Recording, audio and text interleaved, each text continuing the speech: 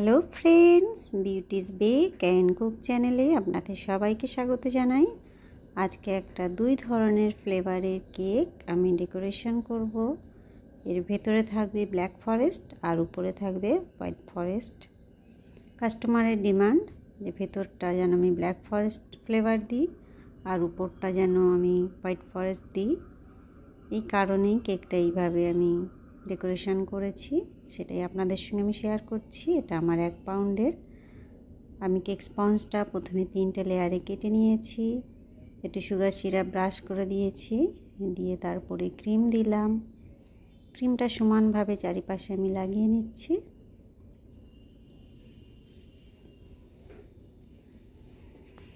এর উপরে আমি কিছুটা চেরি ক্রাশ দিয়ে দিলাম, দিয়ে সেটা সমানভাবে স্প্রেড করে দিচ্ছি। কিছুটা চকো চিপস দেবো আমি। চকো চিপসটা অপশনাল, এটা আপনি দিতেও পারেন নাও পারেন, তবে এটা আমি প্রত্যেকবারে ব্যবহার করি, টেস্ট যেন আরও বেশি ভালো লাগে সেই কারণে। আমি আবারও কিছুটা সুগার সিরাপ ব্রাশ করে দিলাম, দিয়ে ক্রিম দিচ্ছি।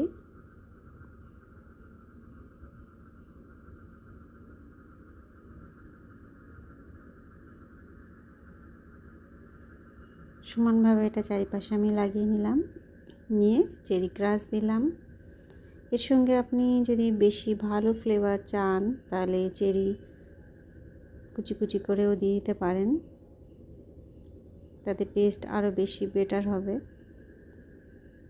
তবে সেটা সম্পূর্ণ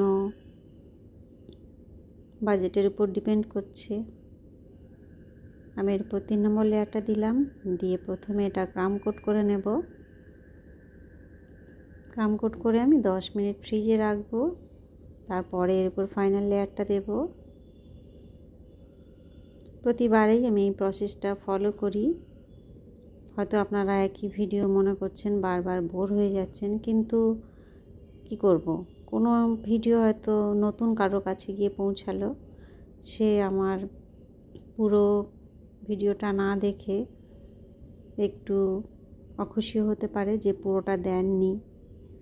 এই কারণে আমি প্রত্যেকবারে চেষ্টা করি প্রথম থেকে শেষ পর্যন্ত প্রতি বিষয়টা জানানোর।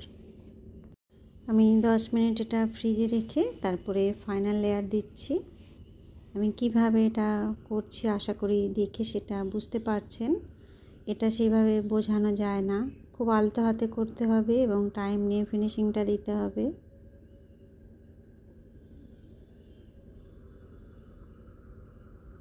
আমি একটা ব্রাশ দিয়ে এর গায়ে বুলিয়ে দিয়েছিলাম, সেটা আর দেখানো হয়নি। আমি এটা 6B নজল নিয়েছি। আমি পাইপিং ব্যাগে সাদা ক্রিম ভরে নিয়েছি, নিয়ে নিচের বর্ডারটা দিয়ে নিচ্ছি।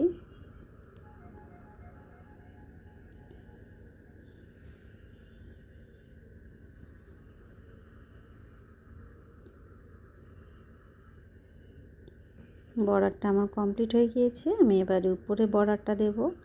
সেম নজল দিয়েই করছি, তবে একটু অন্যভাবে করছি। দেখুন এই ডিজাইনটা একটু আলাদা আসছে।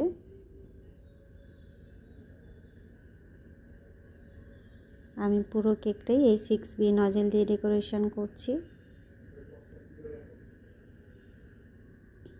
এইবারে আমি মাঝখানে কয়েকটা ফুল করে দিচ্ছি লম্বালম্বিভাবে। আমি কয়েকটা চেরি বসিয়ে দিলাম। হোয়াইট চকলেট আমি কুচি করে রেখেছিলাম, সেটা দুদিক দিয়ে দিচ্ছি ভালোভাবে। খুবই সিম্পলের উপরে কেকটা দেখুন কত সুন্দর লাগছে। ভালো লাগলে অবশ্যই লাইক করবেন, চ্যানেলটা সাবস্ক্রাইব করে রাখবেন। আরও নতুন নতুন ডিজাইন নিয়ে আপনাদের সঙ্গে ডেলি আমার দেখা হবে। সবাই ভালো থাকবেন, বাই বাই।